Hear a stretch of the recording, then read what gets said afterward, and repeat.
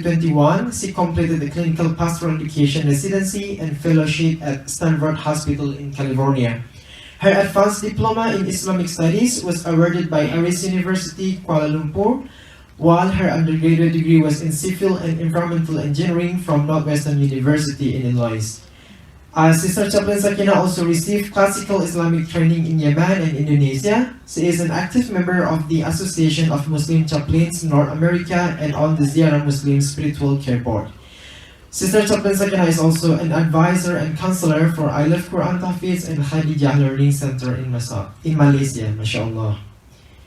I think this is my first time to meet your sister, hopefully. Hopefully not the last, inshallah. Inshallah, hopefully. I've seen you in the dining hall making all the very important announcements. Oh, I know. So. Alright. Okay, then I would like to turn over our sessions to our sister. Hopefully we'll get best resolutions in 2023. Tafadhol, We might not, if that's the expectation. Bismillahirrahmanirrahim. Alhamdulillahi Rabbil Alameen. Wa salatu wa salamu ala ashrafil anbiya'i wal mursaleen wa ala alihi wa ashabihi ajma'in. Assalamu alaikum wa rahmatullahi wa barakatuh. Very, very good morning to all of you. I know it's the third day and some of you have been traveling before you came, and it's sort of like a bit of a winding down day, and I appreciate that you are here.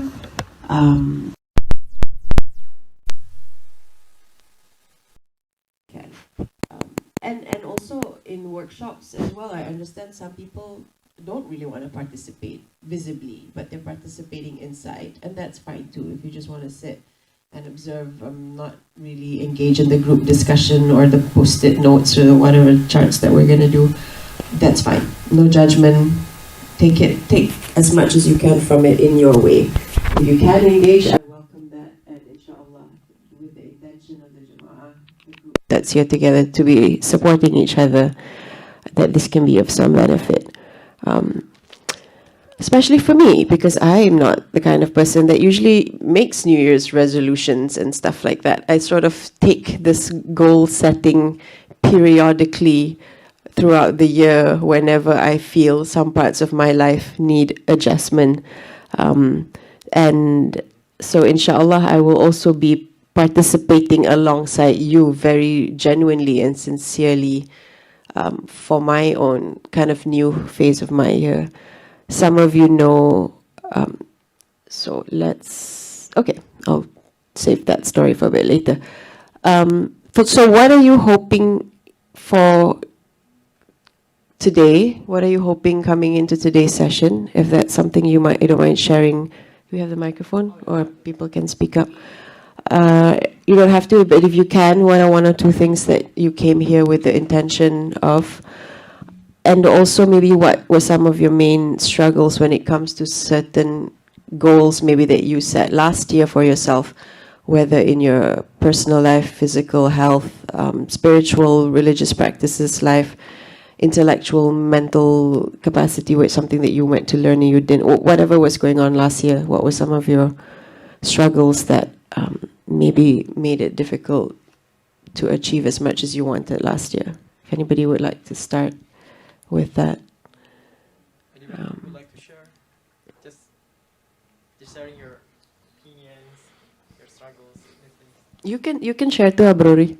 I have a lot of struggles in my life. I would love to hear some of them. Just one, not just all of this. Is not a therapy session. Not a therapy session. Share one struggle. Sitting here or? Yeah, you can sit. That's fine. Or do you want to be in camera or it's fine? Yeah, we can just speak. Well, Assalamualaikum warahmatullahi wabarakatuh. Good morning, everyone. Well, what are you hoping for in today's session?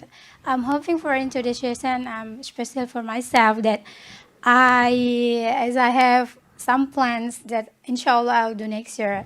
But sometimes, especially as we are women, we feel confused because whether to get married or to continue study, whether to listen to our best friend's suggestion or listen to our parents' suggestion. So it's a bit like dilemma for us. And I think we should have like plan A, plan B, and plan C. When our plan A is not really successful, so we have plan B. Plan B is not really successful, we have plan C. But if everything is not successful, we need to correct ourselves. Yeah. And the biggest hope that I have today, I really want to be better version of me. Because and the first is I really need to learn how to love myself, because if I cannot love myself, I cannot love anybody else. And that is the goal of me attending this session today, to be a better version of me, inshallah, for the next future, inshallah. So I really need that idea from we all, and especially from Ustazah Chapel. Inshallah. I think that's all. Assalamualaikum warahmatullahi wabarakatuh. Alaikum salam wa rahmatullahi wa barakatuh. Thank you for sharing that. So you mentioned some of the struggles were maybe like confusion with decision making, trying to seek clarity for certain decisions, clarity over different voices that are surfacing that have influence on our lives from our friends or family, other people who have opinions of our lives. Not necessarily a bad thing, but just that's what's happening now. And that learning more about yourself and what your maybe needs or wants or goals are more specifically, and how your emotions... all right, there'll be a section about that a little bit that we'll be including. So thank you for sharing that. And welcome. Do you need one more? Yeah, anyone else? Anyone If else anyone else would like wants to share. If you're just here to chill and hang out, you can share that too. Anyone want to share? Okay. All right. Do you want to share? Oh no. Okay. Okay. She's just like, let's proceed. All right. For me, I'll share actually one of my what I'm hoping for in today's session is for me to be a little bit more grounded and clear, because one of my main struggles last year was there was a lot of transition in my life, and the transitions were good transitions. I completed my graduate studies. I was trying to continue working in California. I got the opportunity. Then Allah gave me a different opportunity. Alhamdulillah. Some of you know that I recently got married over the summer with Brother Ahmed, and then so I had to move across the country and come here. So a lot of not a lot, but it's like some of the things that maybe I had planned for that year were just suddenly very much different. And very much different in some ways, like in a really wonderful, positive way. But that was still a struggle for me to adjust and shift and refocus and like, okay, wait, all those priorities are now different because something else is in place. And there's other people in my life now that were not in my life in the beginning of 2022. So that was for me. I set the intention for this workshop based on this reminder by Sahabi Ali radiallahu anhu, that we are invited to strive for this dunya as if we're going to live forever, and also strive for the akhirah, the hereafter, as if we will die tomorrow. So holding these kind of seeming contradictions side by side, I feel guides us as a Muslim, as a person, just trying to navigate and maximize.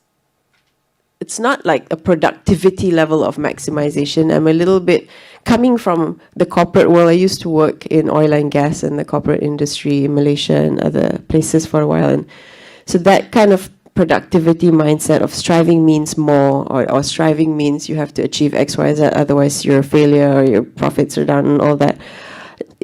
It's not so much in that context. Sometimes I feel like the mercy of Allah and the amazing awesomeness of Islam is that Allah magnifies something small to be just massive sometimes. And people might not even see the shift. It might be a very much inner shift, a very much inner reflection or change in your life, in your worldview, that shapes the lens that you just live through, and that's transformational, and that might not be visible to anybody else.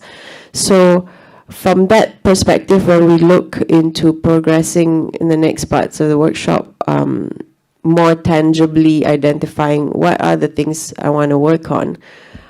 It might not look like, oh, I want to exercise X number of days, so I want to read X pages of Quran. It might look like a very tazkiyatun nafs, purification of the heart sort of perspective that you're working on.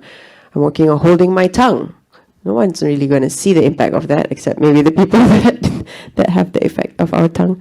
And that's a harder shift sometimes. Or I might want to work on improving reframing my victim mindset. If I've noticed and I've been receiving feedback that maybe I tend to fall into blaming others for things that happen to me or things that happen to my child. Oh, it must be the influence of the school. It must be the influence of their friends. It must be because my husband did this to me, so now I'm in a funk, and that's like affecting my whole year. And so if we notice certain patterns in ourselves arising when we handle adversity, that might be something that you want to work on this year.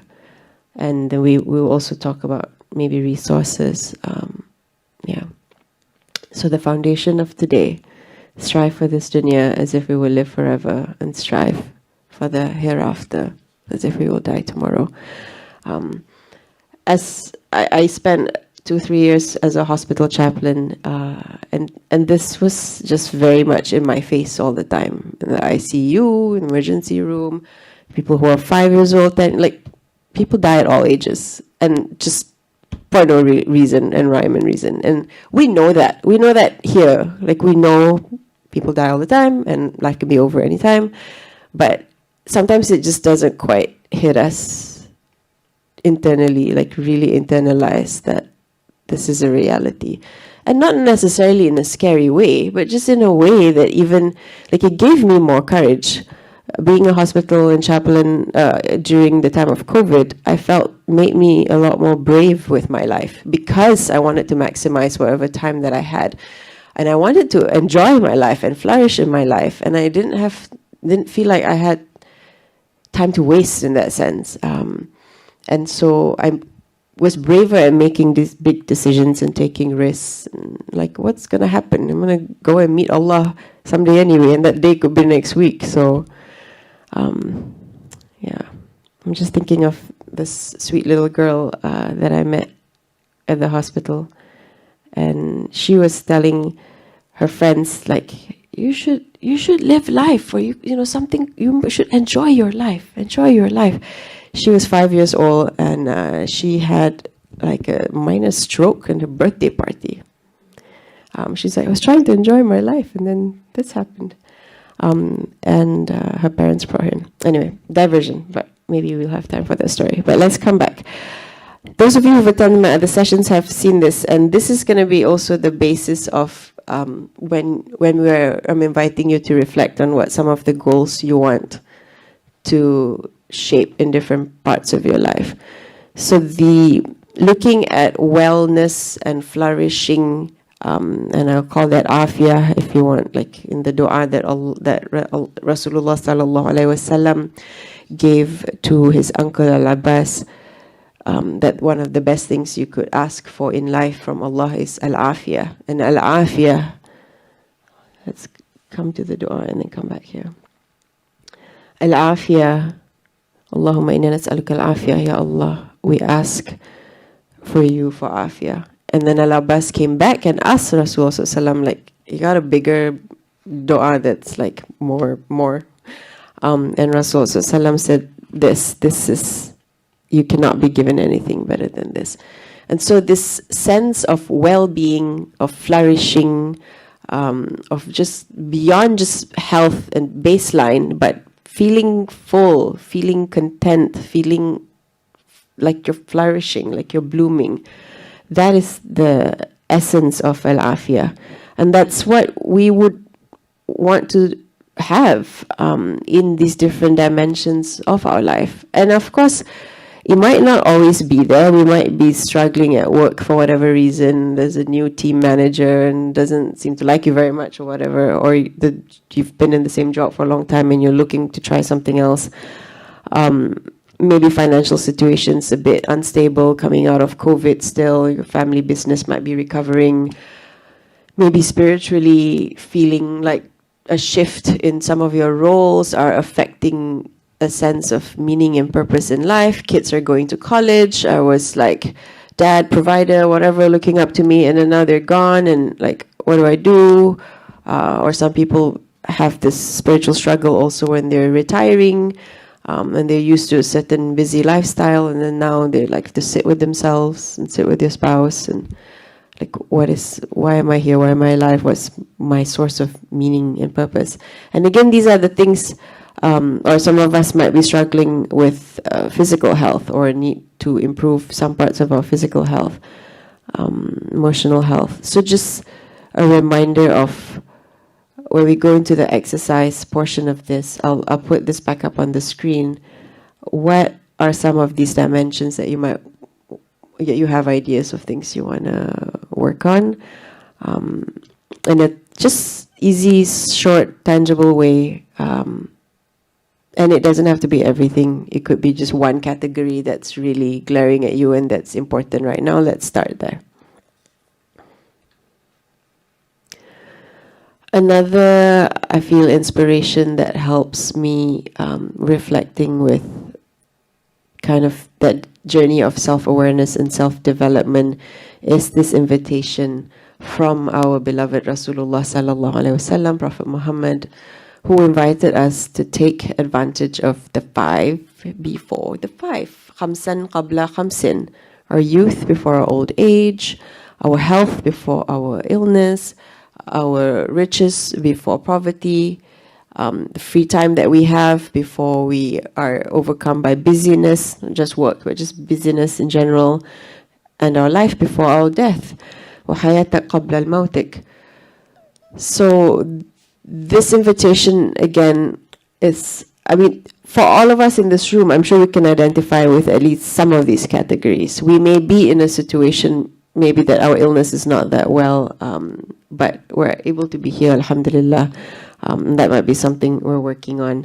Or we might be in a situation where I have some free time now. I finished my program, I'm in between jobs, I have a few months before I start college or something, and then that's an opportunity for you to leverage on if you have different goals that you're trying to work on that need a larger chunk of time before you jump into a busy time, maybe.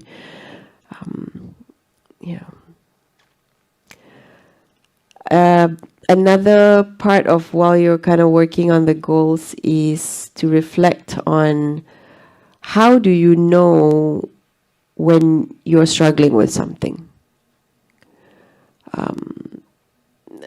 It's not like something I can give a checklist of. I feel like most of us will have different ways that we identify what is going on in us and why we're feeling a little held back from some of these goals, or we're not able to proceed in some way, or we're feeling demotivated or something shifted.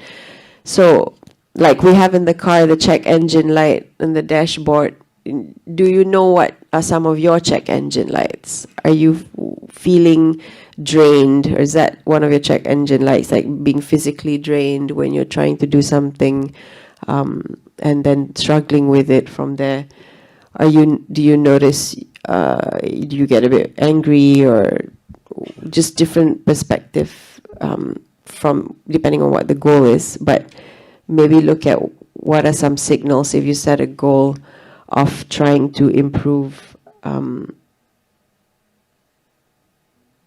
waking up for tahajjud prayer, for example, and then having a check engine light when it's been like 7 days and you haven't woke up once. So that could be like a check engine light, or from a more tangible perspective, but also like inner spiritual check engine lights.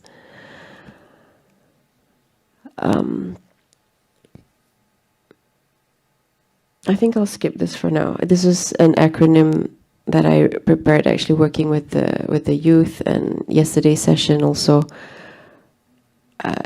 Let's skip that one. It's there. Okay.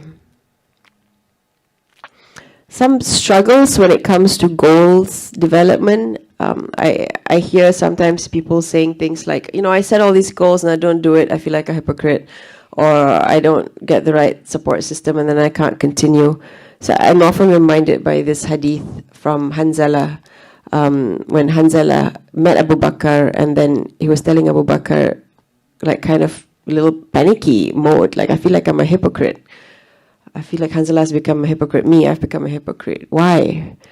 Abu Bakr radiallahu anhu asked him why. So when I'm with Rasulullah sallallahu alaihi wasallam, when I'm with the Prophet, I feel like maybe, not in his words, I'm paraphrasing it, but I feel that iman boost and that strength and that ability to keep my motivation. But then I go back to my quote-unquote regular life, and I get distracted and things get difficult and things change and I feel like a hypocrite. And then Abu Bakr radiallahu anhu also then said, well then I'm one too. Let's go talk to the messenger. And then they went to Rasulullah sallallahu alaihi wasallam to share this like maybe grief or frustration of why it's like so difficult to maintain a certain level of quote unquote performance and or iman. And Rasulullah sallallahu alaihi wasallam affirmed them, like if you were able to maintain your iman or your practices or whatever your goals at that level, then you'd be like an angel, you wouldn't be human.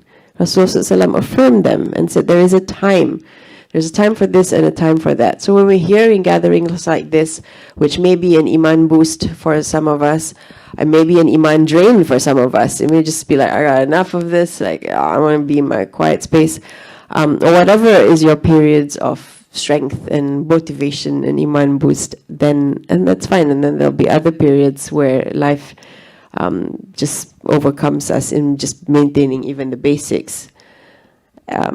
Okay, let's, all right, I'm going to stop here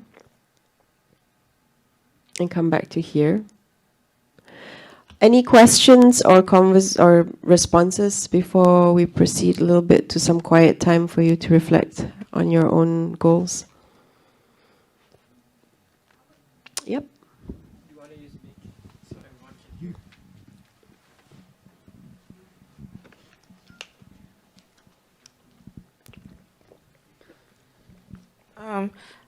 hear? So my question is about if you could talk about resiliency. That's something resiliency is basically like something difficult you go through, but some people, like I noticed some people, like my sister, she's more resilient than I am. If something bad happens to her, she bounces back more quickly.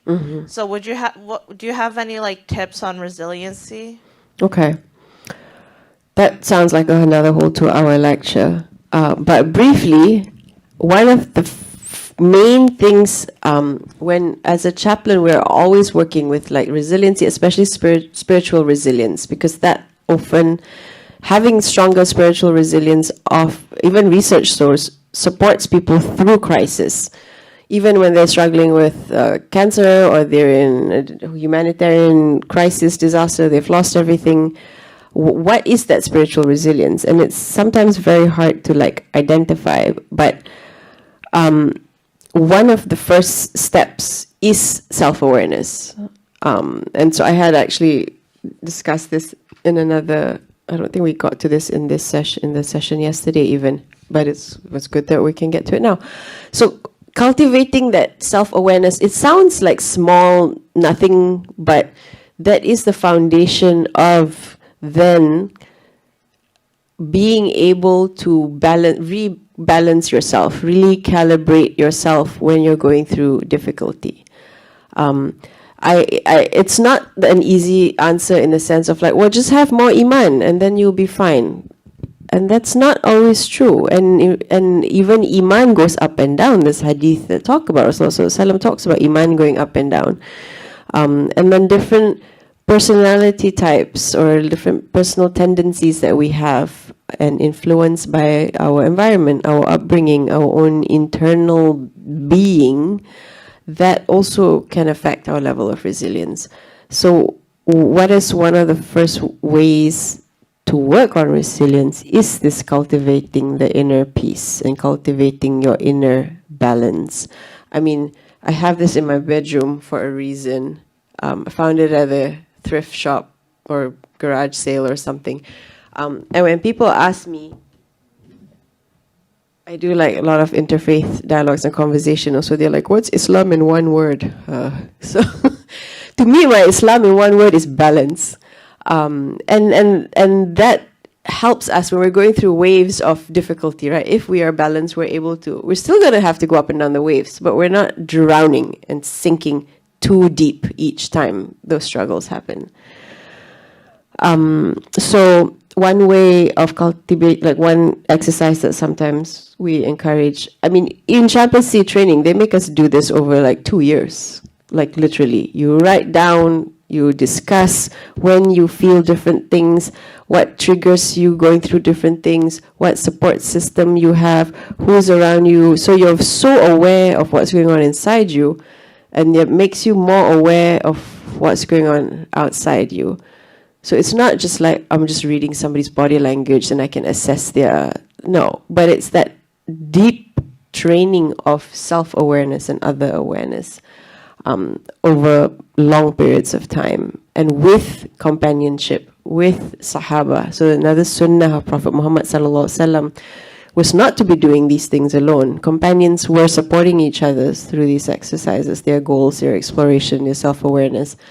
And they talk to each other. Like Hanzala talked to Abu Bakr. I feel like a hypocrite, man. What do we do? Let's go check. So that was not received with shame. That was not received with blame or judgment. That was received with a mutual, I don't want that too. I want to grow too. Let's go check. Let's go learn. So the working on ourselves, and then in companionship, of course, always back to our intention and attention with Allah. So I would just recommend, kind of whatever, if you want to take a screenshot, this is an exercise that we work on some of the workshops. So if you look up muraqabah, let me add that. For some of you who are like me, who might be a little more reading inclined or research nerdy, going down rabbit holes, you can study a little bit more on the concept of muraqabah, which is that self-awareness, and then our relationship to tadabbur and tafakkur also. When do you notice when the struggle is happening? Do you see a pattern of when they're happening, a pattern with location? What is difficult for you? What is easy for you? Awareness in your body. And then what do you feel helps you in your resilience? What has worked well before? And then when you have times of intense crisis, what has worked well before might not work. So you may have all the goals in the world. Towards the end of last year, I went through a period of minor depression, situational depression. My visa situation was just unresolved because of COVID. I had to leave or not leave, and the visa was a headache. Personal life was a headache. The school was everything just felt just too heavy. And I had come out of 2 years in the ICU during COVID, and I was just carrying so much of that grief, of other people's grief, and I didn't feel like there was any hope. What is the point? What is the point of any of these things? People are suffering, and I was carrying that with me so much. So where was I going with that?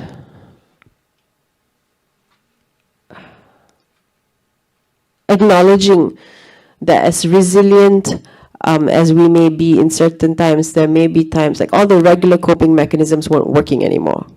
Talking to my chaplain friends and going out for a walk, I just didn't want to do any of that. Didn't want to talk to anybody, didn't want to get out of bed. And then I know I need more help, right? That the usual things aren't working. I've tried 1 or 2 weeks of this. I still feel horrible. Escalate the level of help. Call, assess. I continued, saw a therapist, continued talking to a few chaplains on a weekly basis, all chaplains need chaplains, all therapists need therapists, or you're always in that supporting system. And changing some of the usual spiritual resiliency methods or whatever worked for me, and doing things differently, and that helped. So just kind of that awareness, start with the awareness, and also self-compassion when you are feeling unable to be resilient or achieve certain goals during a period of crisis. Any other questions or responses? Okay. And then we'll come to the sister.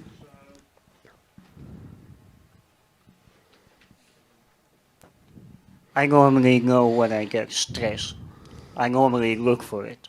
And sometimes it gets too much. But what I then do is I sit down half an hour at the end of the day. I just write notes to myself. And by doing that, I look back at my goals. And then I look at, okay, what can I realistically do tomorrow? And don't worry about the rest. But Yeah. doing that, Yeah. I get through most of the things. Like, Okay. it works for me, right? It doesn't Yeah. work for other people. So you write notes to yourself, and then you make it easy. Like you just limit to tomorrow. Like what can I just do tomorrow? Don't worry about. Okay. Thank you for sharing that. And sister here had a comment. Yeah. Okay. A comment on that question. So like adding to that, like I also like to write like mind mapping. So when something is like bothering me so much, I put like in the middle, like, okay, what are the issues now? And then I just started to like make the branches. Okay, so finance, grades, friendship, and then start to, okay, finance, what happened with my finance? And I just like try to like find the deep roots of the issues. And I think that making the awareness of the issues really helps you to like kind of navigating, oh, okay, now I'm aware with the root issues, so what can I do with it? So I guess this is just one step for you to become more aware with the feelings and stuff. So just like adding to that. Yeah. And I have also another question. So it feels that we as a human, we are driven by our goals. For instance, if we want to have a nice house, we work hard. If we want to have a good grades, we study. And if we want to go to heaven, we praise. And my question would be like, how do we keep doing the good things, even though we don't have the goal? I mean, for instance, like last year, I was in the journey of finding scholarships. And that time, I was like, I pray tahajjud, I pray duha, because, I want to have scholarships. So I feel like, okay, I need to do more prayers.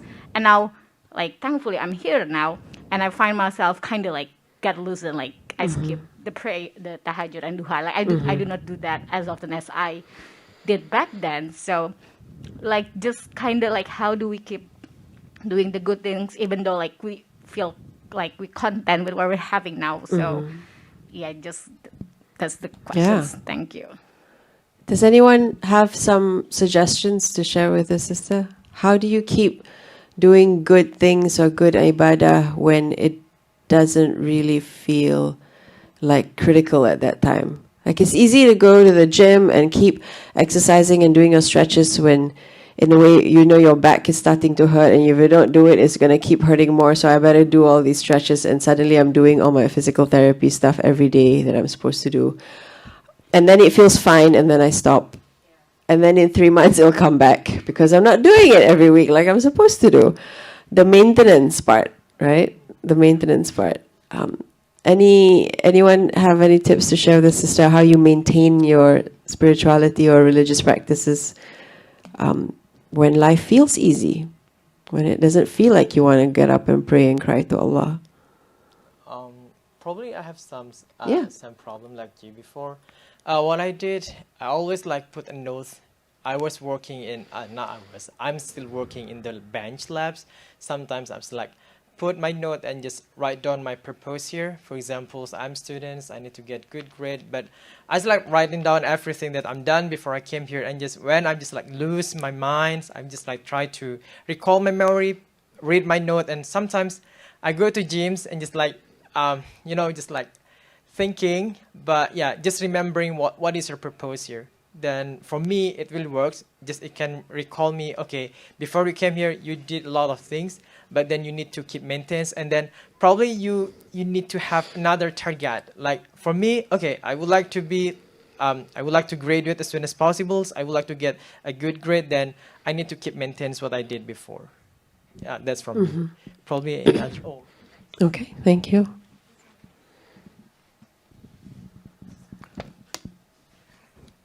Hi, Assalamualaikum. I don't know if this is going to be relevant, but when I think about it, I feel like that's always a personal struggle for me as well. Like Chaplain Sakina says, our iman constantly fluctuates up and down, and there's a hadith about that as well. So like I like to say that Ya Muqallibul Qulub thabbit qulubana ala dinik. Oh Allah, keep my heart firm on your deen. Thabbit qulubana ala dinik. Keep Yeah. my heart firm Steadfast and on your steadfast. And I like to think about my relationship with Allah specifically out of the context of love. So even when I am at a state of happiness, do you know about the love languages? Like each Yeah. person have a love language, right? Yes, we So- proposed that as a workshop, but Yeah. not this year. So when I think about it, Allah's love language is us praising Him, is us praying to Him. Because we have no other purpose in this life other than to praise Allah. Allah created us for that sole purpose. So when I think about it, I think about how would Allah like to be loved? And that's through praise and worship. And because Allah has loved me so much through like my trials, I should easily repay that back in my good times as well. And it's hard, it is. But I feel like once you kind of put that mindset on about how much you want to give back to Allah and praise Allah back, and it doesn't have to be like something as, you know, like when we are really desperately wanting something, we wake up for tahajjud, we do duha and all that stuff. But just Sister Chaplain Sakina said it yesterday too, just talking to Allah every single day, that does build your bond. I feel like people don't understand that you don't need to always be in a constant state of like, obviously you want to be formal and you want to be respectful to Allah, but you can go about your day and talk to Allah in your heart and as a friend. I was like, oh ya Allah, like, you know, in class like this and this was hard, but you know, I'll get through it. Or like, oh ya Allah, like that was really cool what happened today. So I feel like once you build that bond to Allah as a friend, it's easier for you to also praise Allah during your happier times because you think about Him as well. Thank you. You want to do the workshop next year? No. There's some potential there in our youth. Woo! I echo her response, and I would like to expand also the definition of worship, because when we say our Allah's love language is us praising and worshiping Him, yes, and what is worshiping Allah?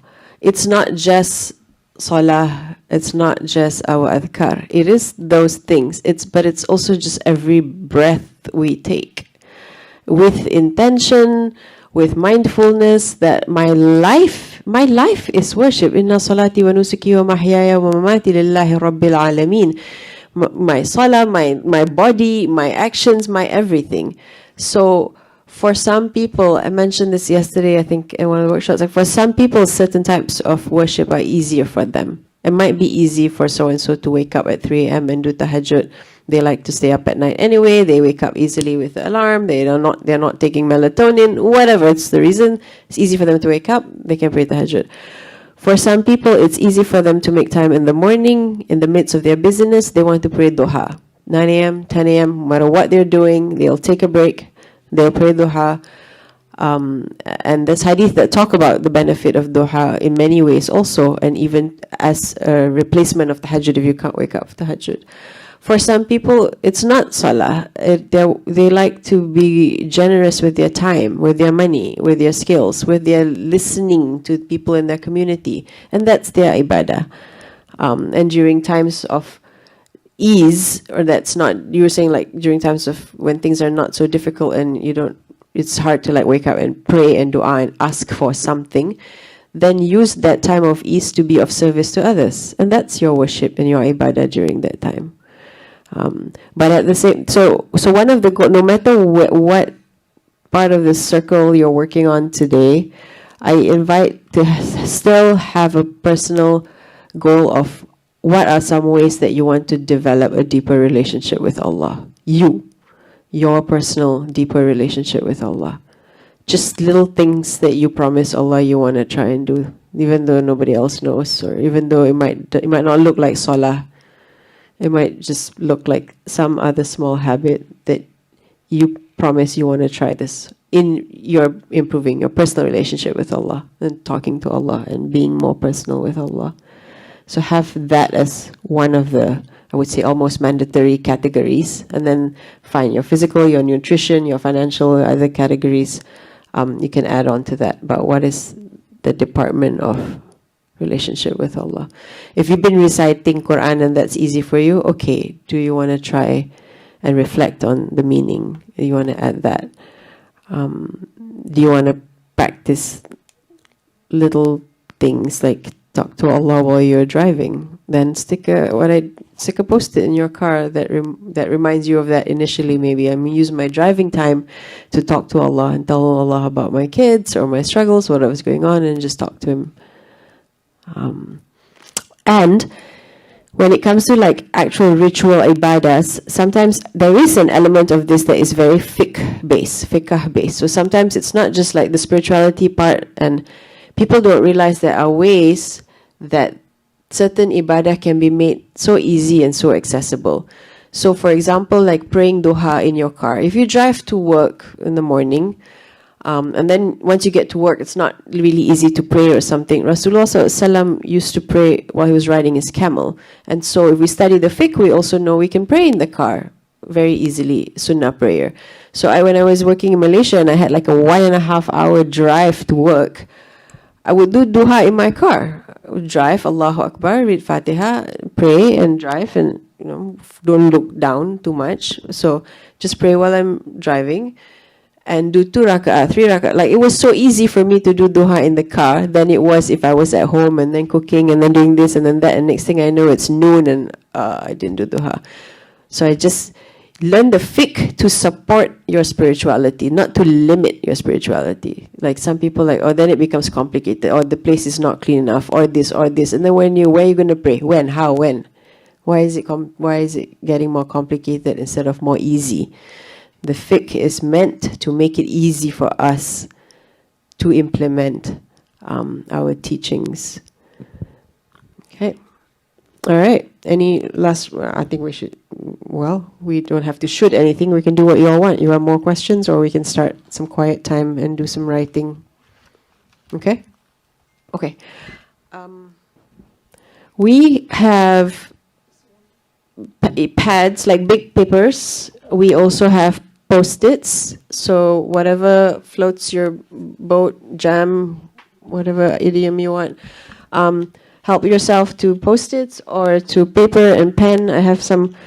My only request is if you take something from my personal marker pen collection, that it comes back here, please. And choose some categories, maybe reflect on what is it that you want to work on. Number 2, what support system do you have? Do you have a buddy who can help you kind of check in or memorize? Is this something you can work on with your spouse to check in on you, like make sure I do this or that? Or a best friend? I do some of these buddying with my friends who are in other parts of the world, in Maldives, in Malaysia. Like, we check on each other with certain things that we're doing. One friend is trying to yell at her son less. So that was one of her goals last year. And so she texts me when she's like, I feel like yelling at my son. I shouldn't, right? I'm like, okay, breathe. She's like, okay, breathe. So can I just hit him with a broom? I'm like, okay, breathe. And then we breathe. So that was like one of her goals, is just working on yelling at her son less. And so before she does whatever she wants to do, she checks with her goal buddy. We just meet and then we remind each other. And then like the energy is escalated and she can achieve what she's trying, or she's intending a little bit better. Yeah, okay.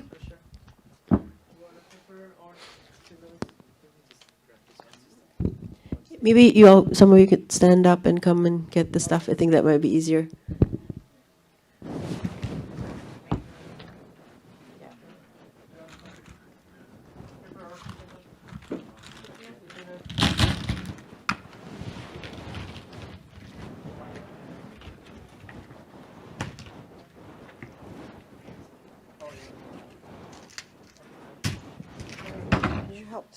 If you want colored stuff.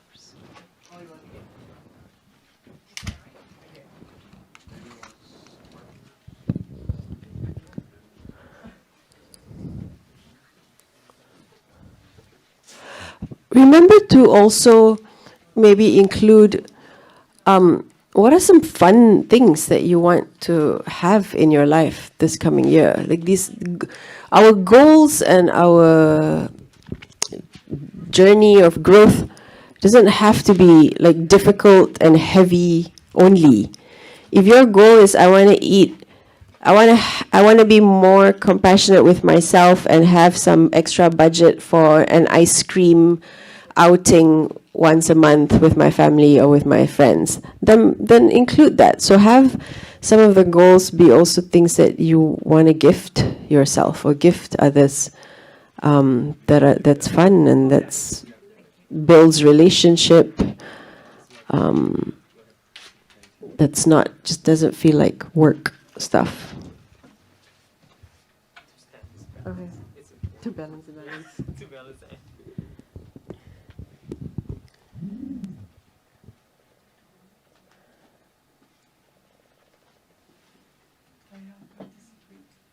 Can you repeat again, sister? What kind of questions? I can put it here. Relevant. Okay. If it's useful for some of you to remember the common acronym SMART when we're working on goals or descriptions, try to be a bit more specific. Don't just say, I want to improve my health. Okay, and? Oh, I want to have a close relationship, Allah. Okay, and how? So be a little bit more specific. If possible, something that you can measure easily. I'm going to try and do this X number of times a day, a week, a month, or whatever. It may not be that if you're like working on your anger or something, working on an emotion. It could be that when I'm feeling angry, I will text so-and-so, or I will call so-and-so, or I will do a breathing exercise, or I'll go wash my face. So you may not know how many times a day you're going to feel certain things, right? But be specific and measure it in that sense. When you're when I feel like I'm yelling at my son or a spouse or whatnot, I'm going to do X, Y, Z. Keep it relevant and time-bound in the sense of, again, if it's how many times a day, a week, a month, or when the thing happens, then you will do such and such.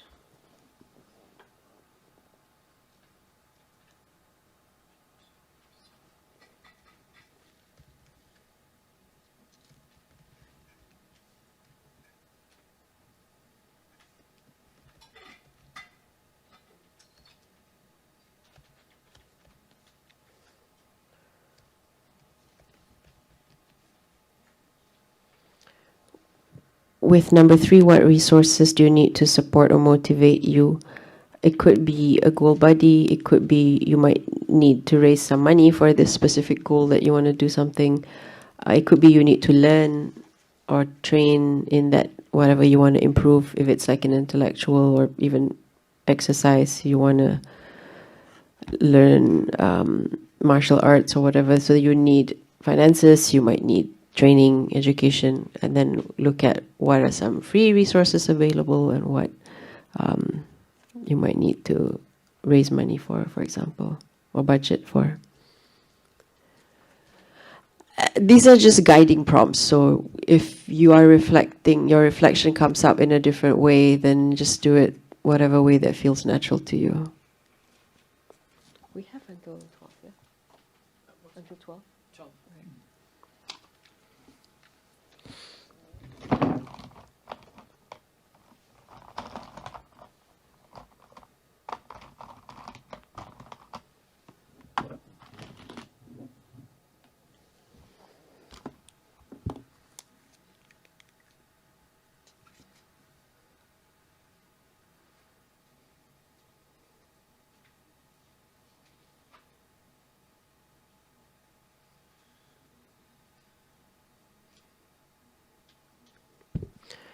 I forgot to mention, one of the angles of this is also related to the self-awareness. Maybe identifying one struggle, one sin, one weakness that we know we're struggling with, and that we want to stop. And so it's not necessarily just about doing something, but it's about also stopping or changing something.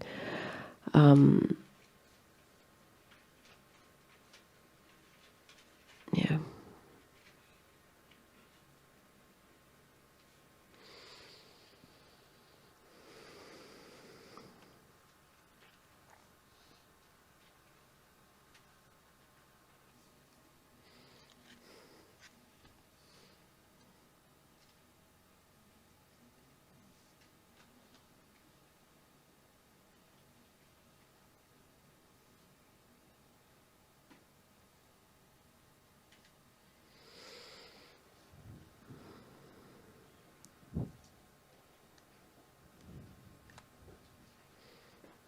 Should we have 1 more minute? Is that okay?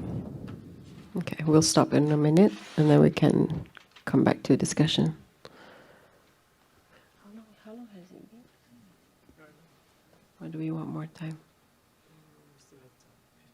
Okay, let's.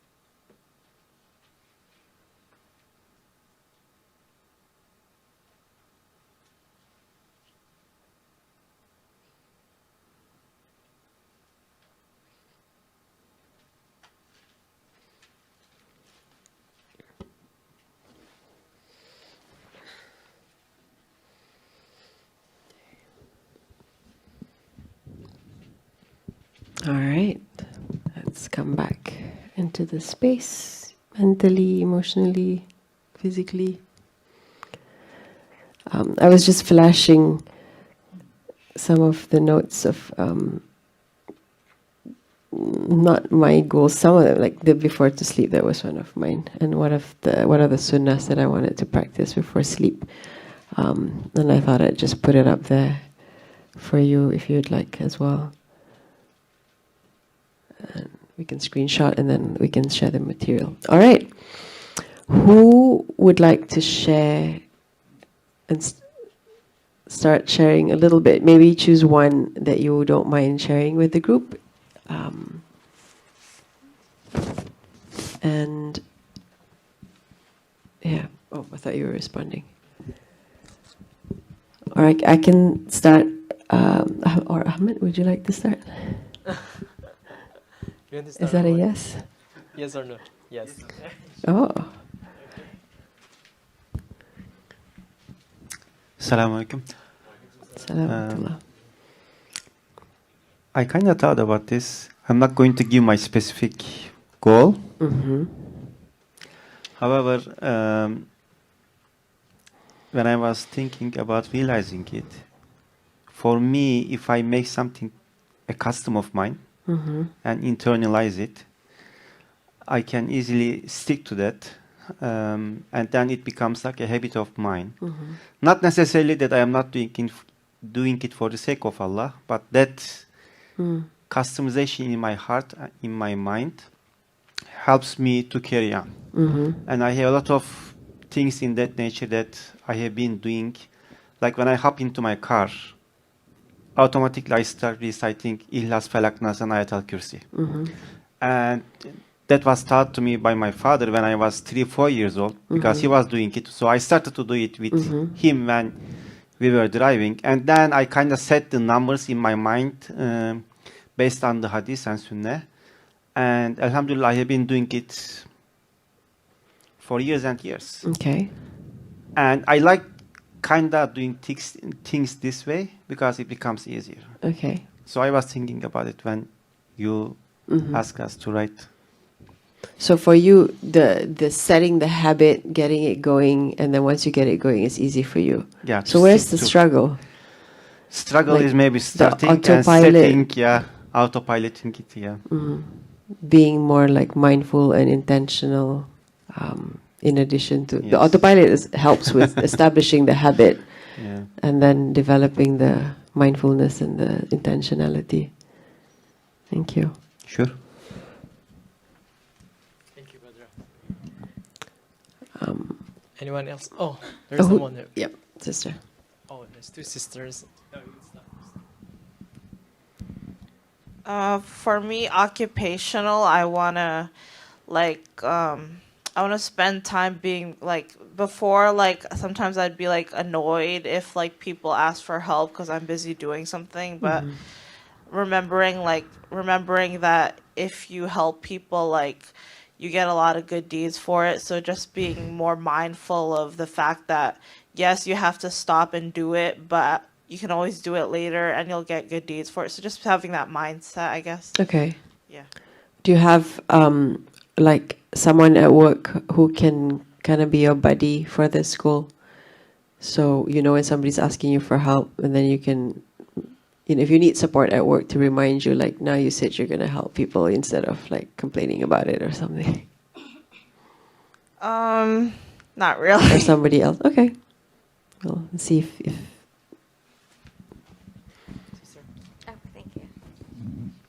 Assalamualaikum. For me, I think spiritual and emotional goes to hand in hand with me.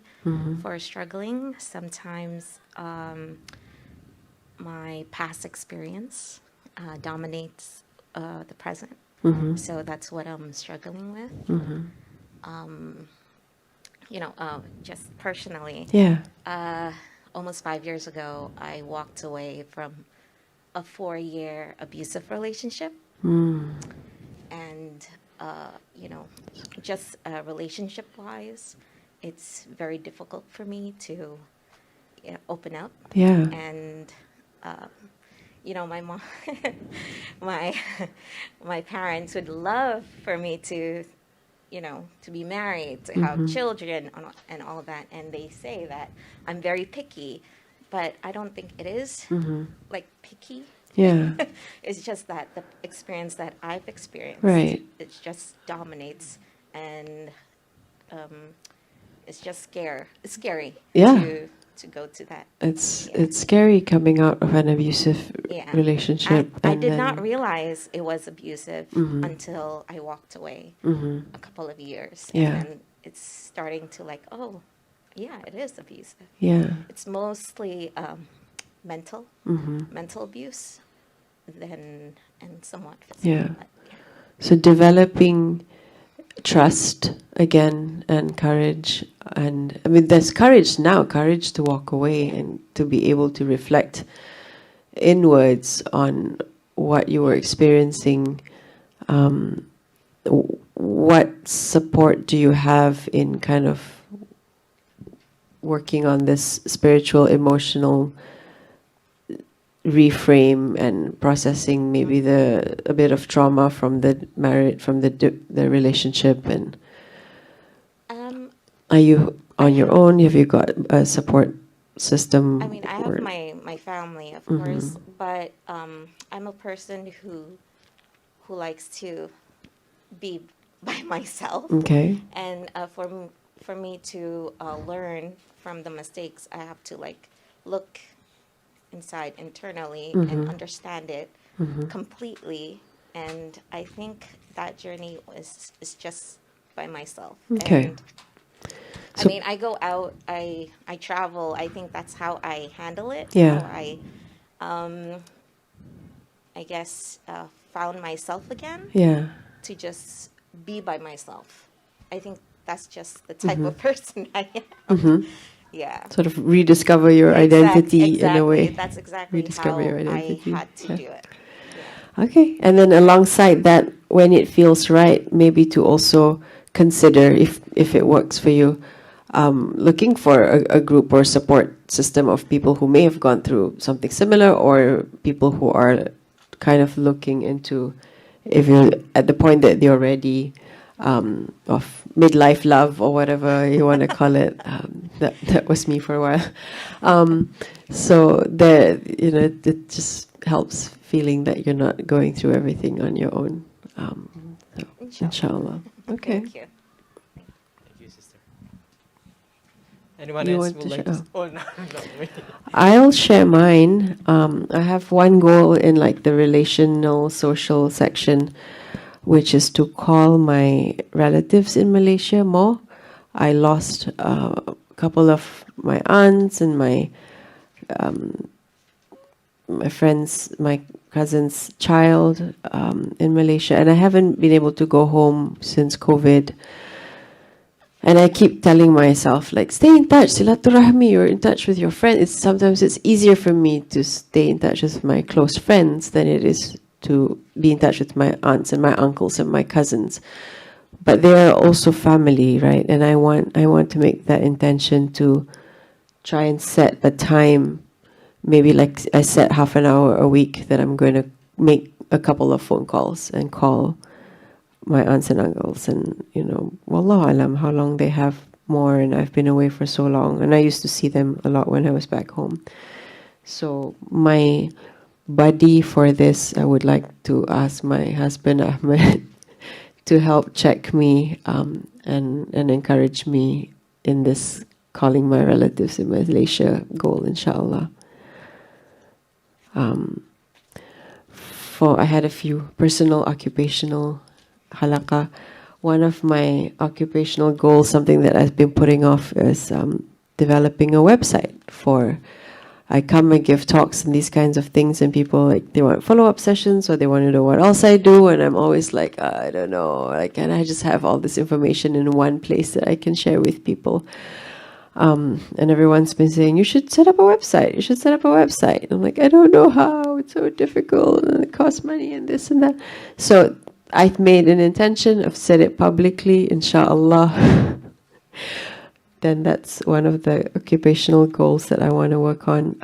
Improve my skills if I want to do it myself. Watch some videos on how to develop websites. Maybe contact IMSA Youth to help me if anybody wants a part-time job, and do that with me. But the intention, again, is like for dunya and for hereafter, and all in one together, for me to be able to be more efficient with my time and reach out to more people who want to be able to work with me and don't know how to reach me. So, inshallah, that's a couple of mine. Anyone, one or two, want to share before we wrap up the session?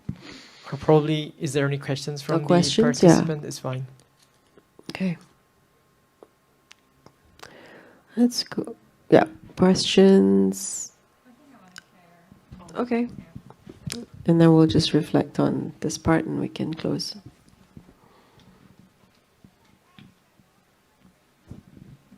Assalamualaikum. My name is Nurul. So I think we talk about kind of like, setting up like goals for the new year, things like that. But for me, for myself, I actually wanted to restart things that I've done before. But for, life happens and it became very busy. I'm a mother of two, I'm working and all that. So for my spiritual goal is actually to restart. And this is coming because when you're a mom, you kind of like, you want to do something for yourself, but you also want to kind of like, if you can combine it with like doing something for your kids as well, that works better. So I want to restart.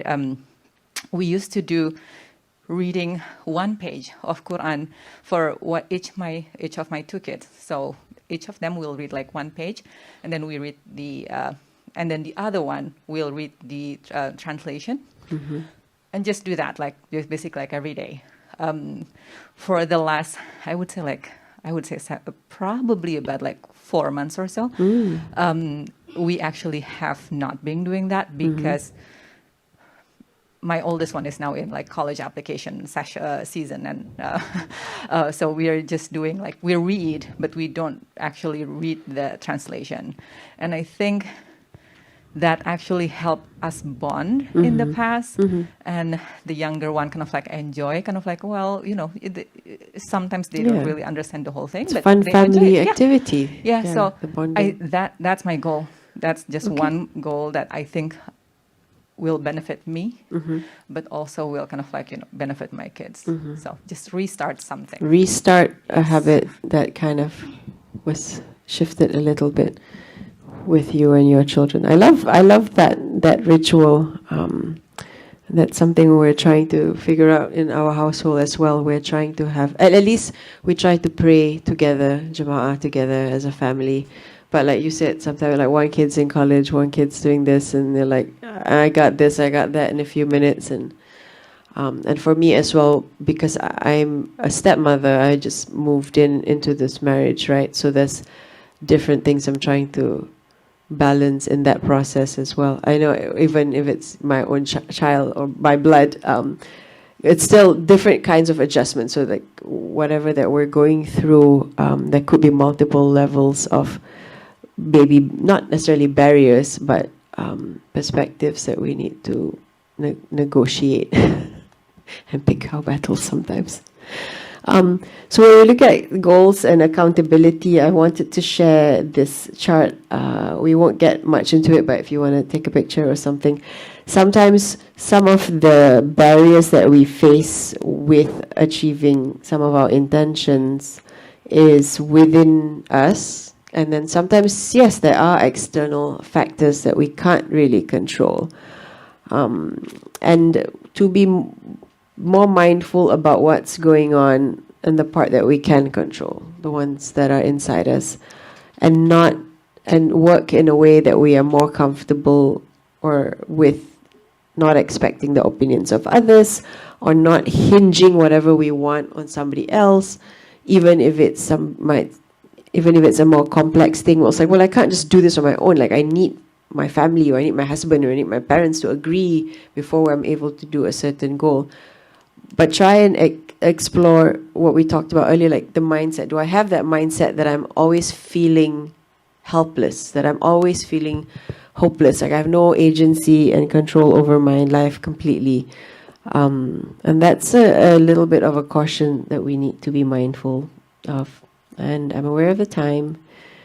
And just a little cute reminder, since it's snowy outside. I don't know what it's outside. We haven't left the building for 4 days. Is it snowing? Is it summer? We can't tell. It's hot in here.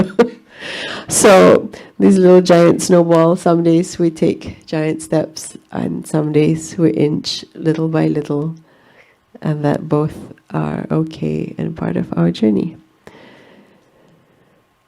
I ask Allah, Allahumma inna nas'aluka al-afiyah. For all of us, I ask Allah, Ya Rahman, Ya Rahim, Ya Hadi, you are the guide, you are the planner, the ultimate planner. All our plans are within your qadar and your plans. Ya Allah, make it easy for everybody here and all our loved ones to be able to live fully into our potential, to be able to serve you and serve our communities, to be able to flourish and have this afiyah and well-being in our life, to enjoy life in the process and with the struggles that it has all along. ربنا آتنا في الدنيا حسنة وفي الآخرة حسنة وقنا عذاب النار سبحان ربك رب العزة أما يصفون وسلام على المرسلين والحمد لله رب العالمين. Alhamdulillah Rabbil Alameen. I hope what our sister, what Ustazah Chaplain said, hopefully it can be very useful for us in order to face 2023. And hopefully one thing that I can get from these discussions, just always to be, know yourself is the first part that you need to know. Then you can be like, you can, you know, like you can do anything, but you need to know yourself first. Then you can do whatever you want, and just always keep your relationship. I just really love what our sister said when Nusada said that worship is not only praying, but anything, your activity is always be a worship to Allah subhanahu wa ta'ala.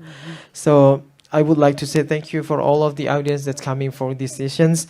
Also, Dr. Ustada, thank you so much for this very useful stuff that I also really very useful with these sessions because it just reflect myself. Thank you so much. And I would like to close these sessions. Subhanakallahumma wa bihamdika asyhadu an la ilaha illa anta astaghfiruka wa atubu ilaik. Assalamualaikum warahmatullahi wabarakatuh.